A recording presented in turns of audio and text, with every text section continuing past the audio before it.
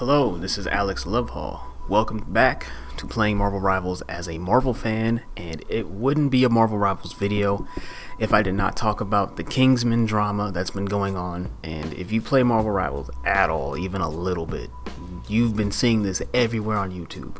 Now, I want to offer my opinion, and I will start off by saying I do not know all the details. I was not there. I didn't watch it. Any of that. It's just, this is a perfect example as to why my channel for Marvel specifically, because I focus on a lot of things, but right now Marvel Rivals is the hot thing. It's important because this whole drama could have been solved by one simple thing. One, do not put casual and competitive players on the same team playing for money. That is if there was nothing else you took away from this 10-minute video, do not put people who either do not care or do not know how to play with people who do care and do know how to play, and the goal being money. Because person A who wants to play and is competitive and knows how to play the game is going to want to optimize and maximize how to actually play the game and win. Person B who does not care and does not know how to play the game is not going to want to do that and is not going to know how to do that. Those two things are fine if they do not come in direct conflict with each other. Now again, I do not know the story, I do not know the details. All I know is that Marvel Rivals is in a situation where they do not know which side of the coin they want to focus on, which is casual or competitive. Gamers would love them to focus on the competitive scene only. However, business-wise, focusing on the casual is the obvious smarter choice in making money.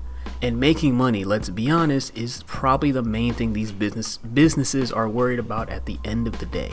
Now, for Marvel Rivals specifically, the fact that this is the main thing that I'm seeing dang near every single channel, from Tim the Tatman to J3 to channels I've never even heard of, to Kingsman himself, and they're talking about it, and Cece, I guess that's the girl's name, going back and forth in Discord about, stereotypes and whatever she's saying, because she's not making it any better.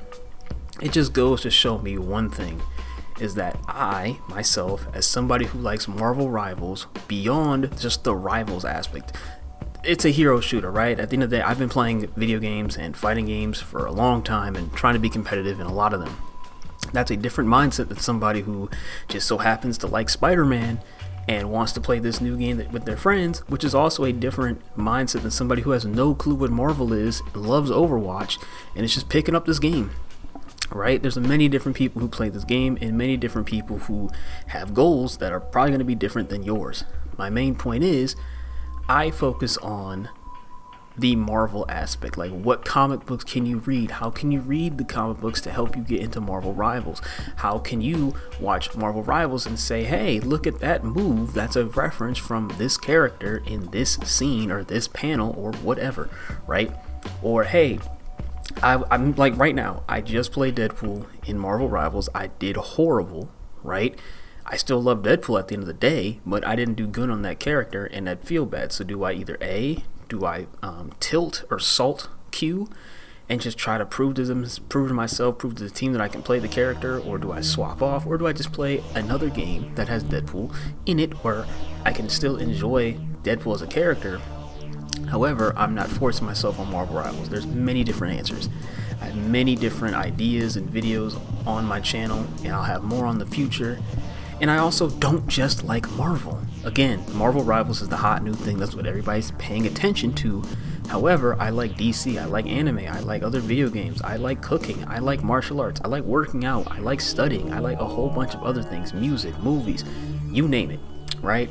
And because of that, that means that I can pull a bunch of different things, a bunch of different references, and just have a much more, let's call it, variety in my interests than somebody who just likes Marvel or just like video games, which is why, this video exists and other videos exist on my channel. I'm trying to figure out how to make it all work in a way that makes sense for you and me. Now, back to the drama at hand. The second thing that I noticed is a lot of people do not play this game because they are Marvel fans. They play this game because they like video games or they like playing the new popular thing. Like, let's be honest with ourselves. If I'm Kingsman and I'm in a group, and I'm trying to win for $40,000. The second I realize that, hey, this is not a group that I'm gonna be able to win this $40,000 with, yes, I'm gonna be upset. Either I'm gonna try to switch teams, or I'm just gonna be like, you know what? I'm just here for the exposure, right? Because technically, if I don't know Kingsman, I've never heard of him. I don't know what he does. I don't know who he plays. I think he plays Magic. I'm gonna try to use this, let's call it popularity I just got, to spin into something else, right? Because let's be honest, playing a game to win money, that's a very dangerous slope. I was doing it when I was younger. I don't recommend that anymore. I'm not saying don't play games. I'm not saying don't play games specifically. Actually, no. What I am saying is you can play games, you can win money from these games. Do not actively make your only career goal or career skill being good at a video game enough to win money at it. That is a horrible, horrible way to go in 2026. Now, with that being said, because again, I'm trying to make this a little bit more human made, I'm trying to make this a little bit more raw and unedited, so I don't really have a whole lot of points.